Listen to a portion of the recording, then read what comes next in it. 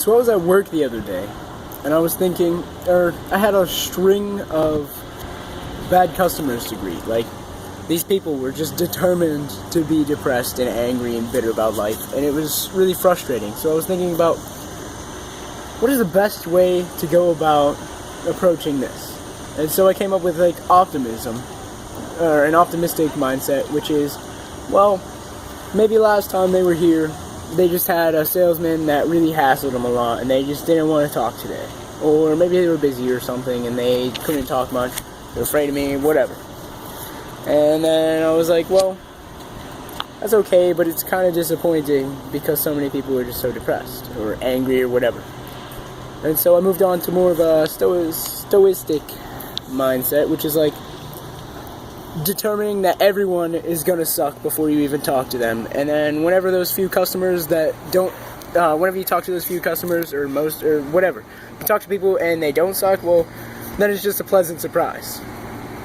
And so after I was thinking about this, I kind of expanded upon it a little more, and I was asking people, well, which one do you think is better? And I determined that there are 3 mindsets to go about life in, depending on situational, that are maybe like the best, most positive for me. And so the first one that I came up with is going about life with an optimistic mindset. And optimism is like from the Lego movie. The main song is like, everything is awesome! Everything, okay, so everything is awesome. That's optimism. And optimism is the practice of forcing your mind to serve you in choosing to think of only the best of every situation. And so, yeah, things may suck, but you just choose to ignore the sucky things and only think of the positives. Or if they're not positive, you find a way to turn them into positives. So it's kind of like thinking, well, that sucked, but at least it wasn't this. Or, man, at least maybe they were just having some problems with today or something. And so I have an example of, you're kind of like sitting in a restaurant, and your waitress is just in a snotty mood. She's determined, she's not happy, she's determined to make you feel bad. And she answers all your questions, you're like, well, what's your favorite meal here? And she's just like, soup. Whatever. She's short one-word answers and everything. She obviously just doesn't care about being happy today. And so your optimistic mind says, well, maybe her last customers were terrible people, or she's sick, or she's tired, or something's going on at home. You just think of a positive situation to add to this really crappy experience. And the positives of an optimistic mindset are that everything you think positively reinforces the fact that there is nothing wrong with you, you're awesome, and life is awesome. No matter what happens that's bad, you just turn it into a, well, maybe something's not going on so well with her, and that's okay.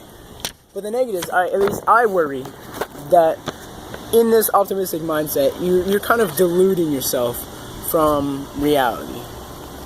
And so, like, maybe I'm working on a project, or I'm a manager at work or something in the future, and an employee comes to me and he says that his family is sick and he has to go or something, go take care of them. Well, my optimistic mind says, yeah, that's fine. But being continuously optimistic kind of maybe makes you soft, or you become complacent and you don't motivate yourself enough. Like this worker, I would always maybe let him go because I'm optimistically thinking, well, if I let him go, then he'll come back and he'll work even better for letting him go. And then he begins to take advantage of me. And that's something that you don't want in your life. Or I think if I'm like at the gym and I'm just like, well, I showed up, yeah, and then I don't work my hardest at the gym and then I don't make any progress. I'm just content with life because I'm always making it okay. So optimism is great in certain situations, like something crappy is going on. Well, then think of it in the best way possible. Never think negatively. There's no room in your life for negativity. But also be wary, because optimism makes you content. And so the second mindset to combat this contentedness I came up with was Stoicism. And Stoicism is like the saying, plan for the worst, hope for the best.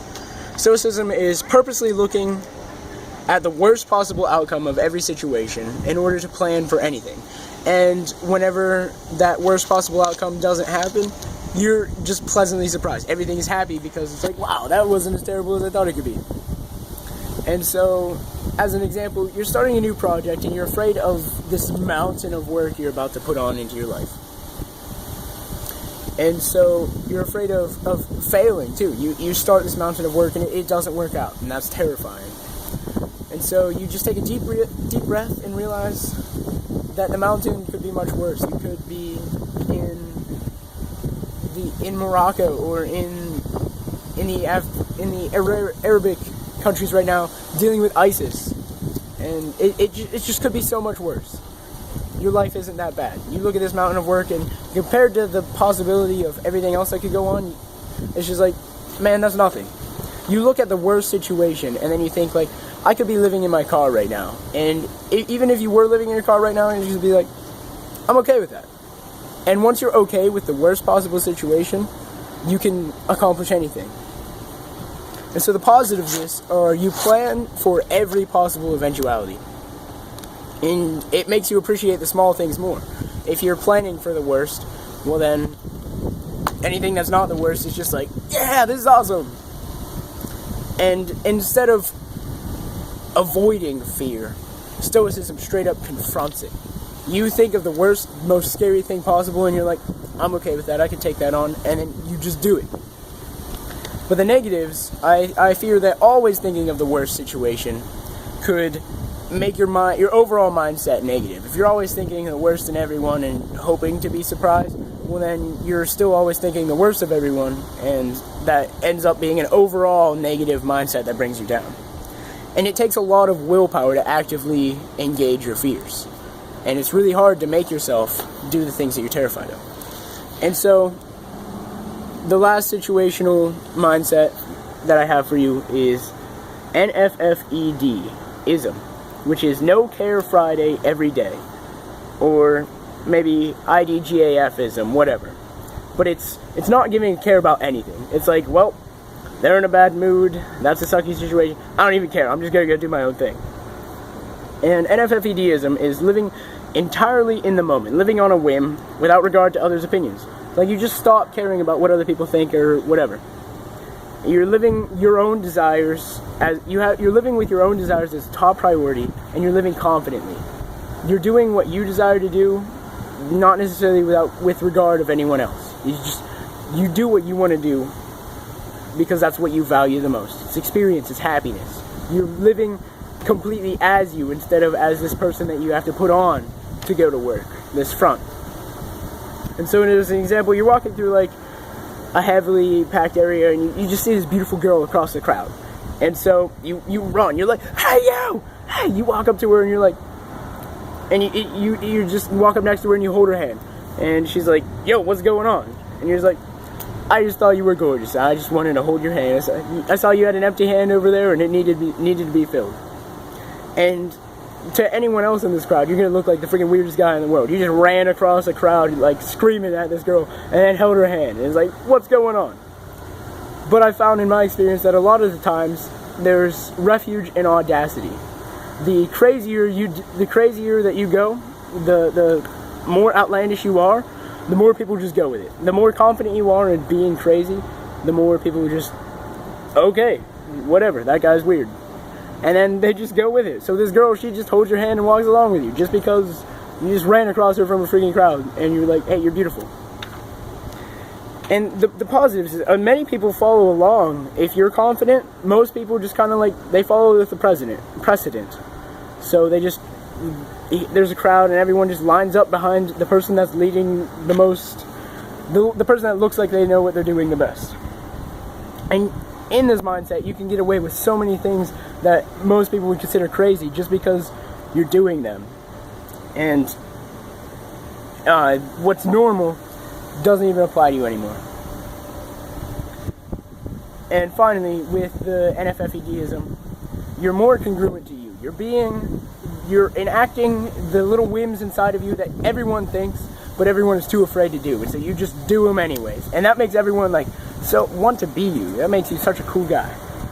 But it's also walking a very, very fine razor blade line between what's acceptable and what's not. When you're pushing the bounds of what's normal, you have to be very aware of pushing too far. And then you may ostracize yourself. People are like, wow, that guy's weird. So if you run across this crowd and you don't pull it off, then people are just going to think you're a really weird, crazy guy. So, there you have it.